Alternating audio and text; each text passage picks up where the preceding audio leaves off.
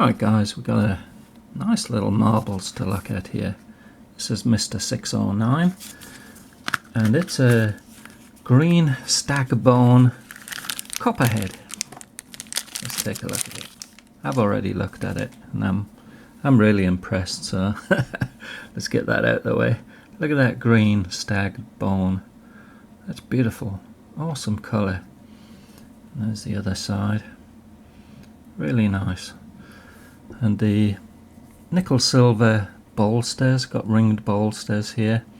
The transition between the bolsters and the bone is perfect. And the bone is pretty even too. It is really even. I love the stagged bone. It's beautiful.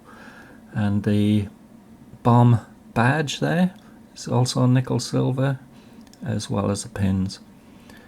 Beautiful brass liners. Not a single gap in there anywhere that I can see. It's perfect. Really perfect. I love the blades. The blades are in 440A stainless steel. Perfect pull on it. You're going to hear lots of perfects during this because I'm not finding anything to dislike. Look at that nice clip point there. Bit of a hollow grind to the blade, which I love. I love a hollow grind. It's got the marbles logo on the tang. Nothing on that side.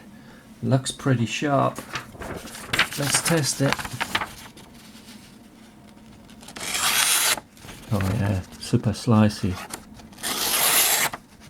Perfect.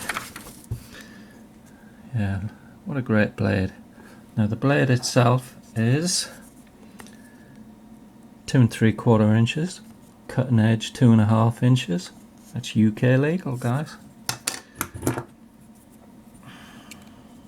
Now the tang, the blade stock rather, 2.40 millimeters. That's a good size. Just again perfect. And the spring, awesome half stop. That's just great. Now let's have a look at the Skinner blade. Look at that. That's again really nice. Big clip here. It's like a California clip point. Nice upsweep here. Perfect for skinning. Get that little point under the fur. Take off the coats.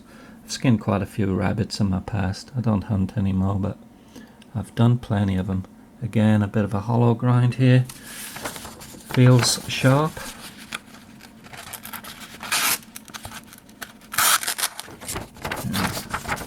That was me. Yeah, that is super slicey.